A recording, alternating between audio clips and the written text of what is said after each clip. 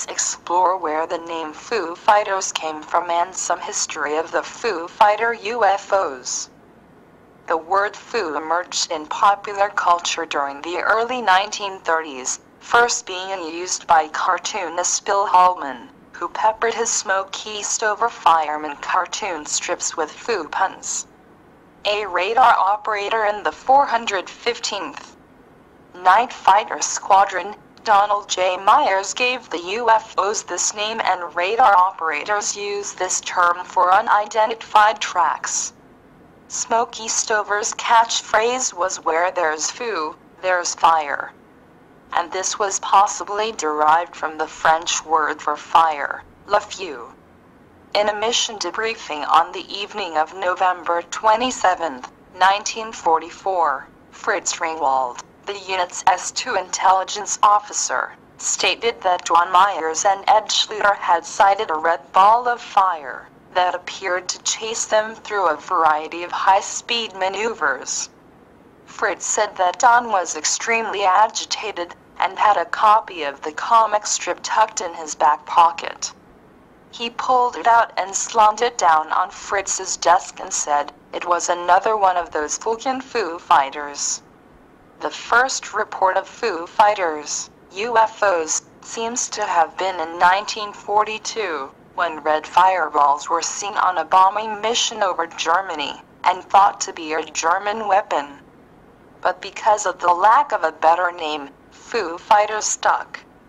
And this was originally what the men of the 415th started calling these incidents, fucking Foo Fighters.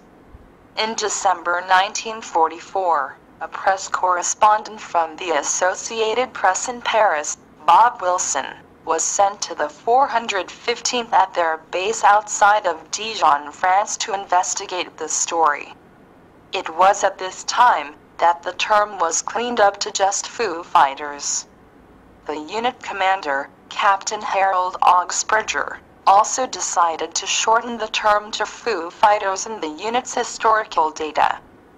For the 415th Night Fighter Squadron, their first sightings occurred in November 1944, when pilots flying over Germany by night reported seeing fast-moving round glowing objects following their aircraft. The objects were variously described as fiery and glowing red, white, or orange. Some pilots described them as resembling Christmas tree lights, and reported that they seemed to toy with the aircraft, making wild turns before simply vanishing.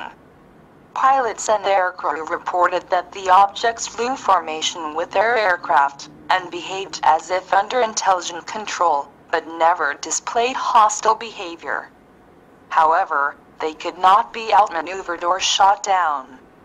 The phenomenon was so widespread that the lights earned a name in the European theater of operations, crowd fireballs, but for the most part they were called Foo Fighters.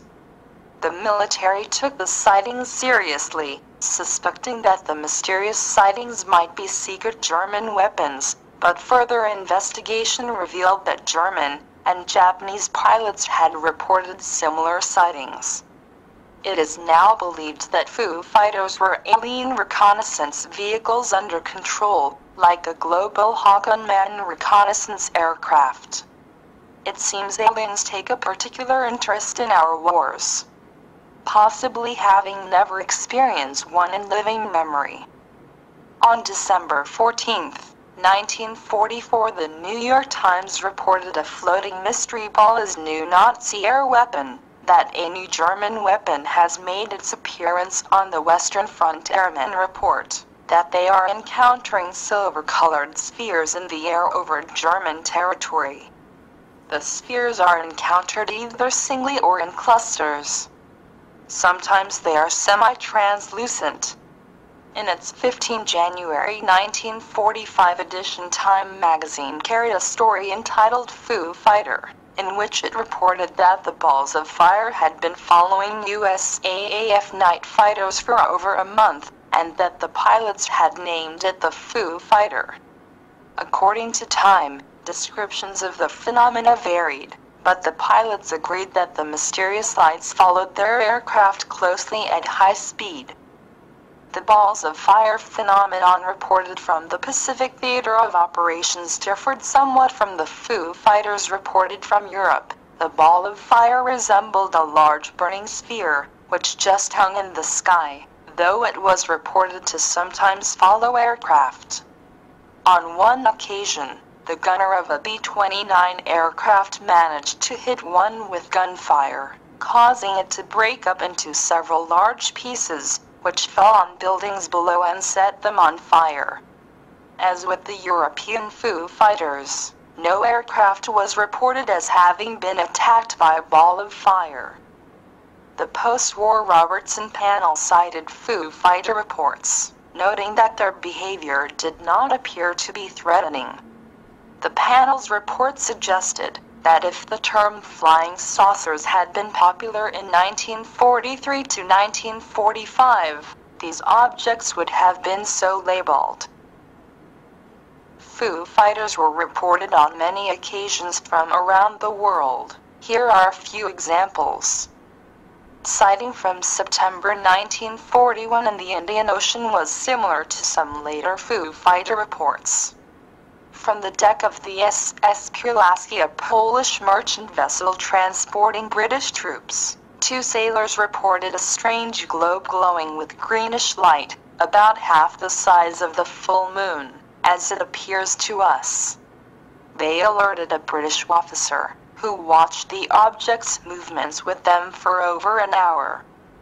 Charles R. Baston of the 8th Air Force reported one of the first encounters with Foo Fighters over the Belgium-Holland area. He described them as two fog lights flying at high rates of speed that could change direction rapidly.